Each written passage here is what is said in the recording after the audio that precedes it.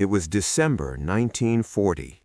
The North African desert was about to witness one of the most brutal and unexpected battles of World War II. British forces, confident and advancing, didn't know what was coming. German tanks appeared on the horizon like metallic ghosts emerging from the sand. In just 72 hours, thousands of soldiers would be dead or captured.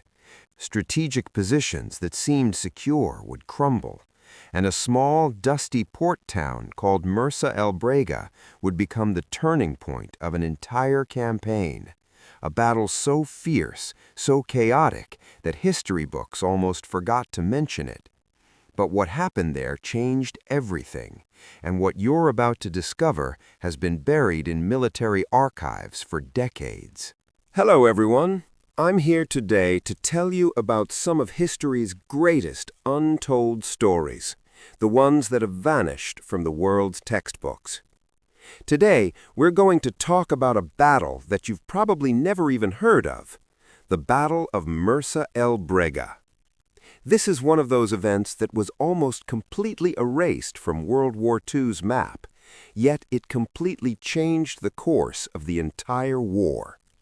In the white sands of North Africa, we're going to witness a tragic story of tanks and soldiers. So let's begin this forgotten battle together. When German generals were sitting in Berlin thinking about what to do in North Africa, British forces were already advancing along the Egyptian-Libyan border. Mersa El Brega, a small port town, was actually located on Libya's eastern coast. It looked completely insignificant at first glance, but strategically it was important for the entire world. Why? Because if you could control North Africa, you could, first, gain direct access to the Middle East's oil fields, second, control British naval routes in the Mediterranean, third, get access to Egypt and the Suez Canal, which literally connected Asia and Europe. British commander General Archibald Wavell was completely confident. He had 36,000 soldiers, advanced tanks, and air support. His Operation Compass had been successful throughout Egypt. He thought advancing into Libya was just a matter of time.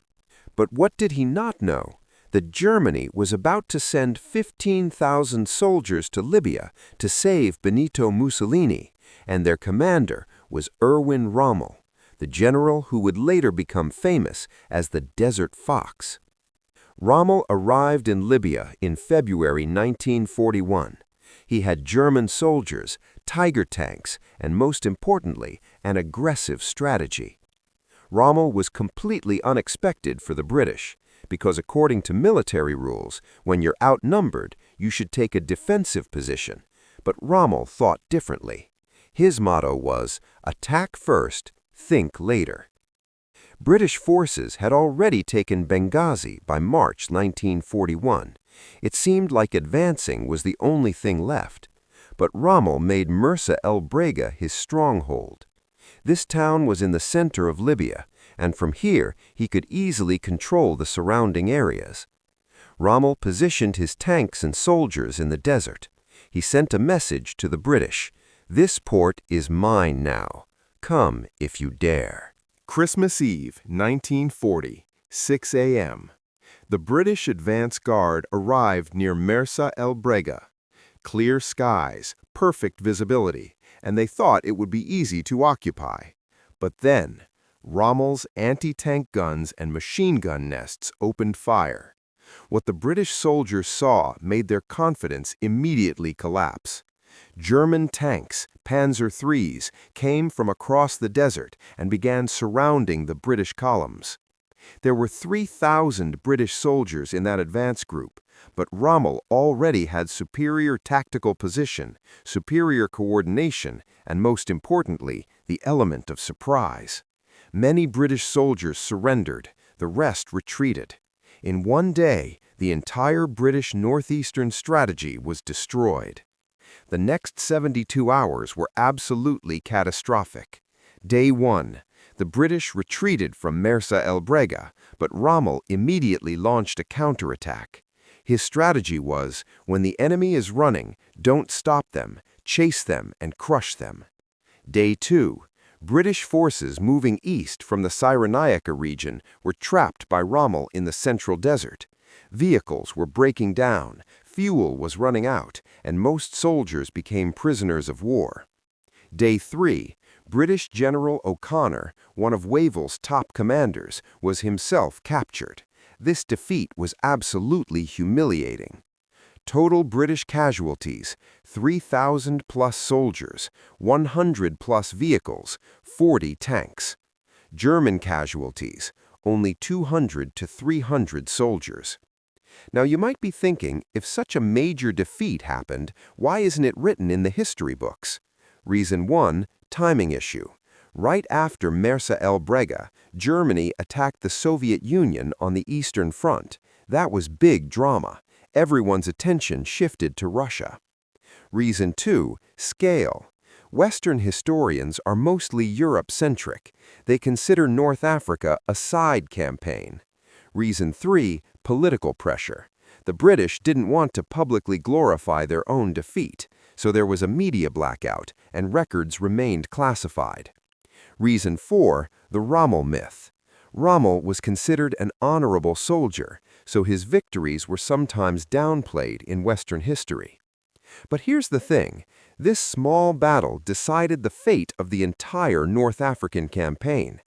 British momentum stopped. Until now, they were advancing confidently. Now they had to take a defensive position. Rommel became an international hero. After this victory, he was given the title Desert Fox. His legend started growing. For the next 2 years, a back-and-forth battle continued in North Africa. After Mersa El Brega, Britain and Germany fought 8 to 10 major battles for this region. American entry into World War II was delayed. Because Britain had to exhale, Germany stationed more forces in Tunisia and Algeria. The path to Egypt was blocked.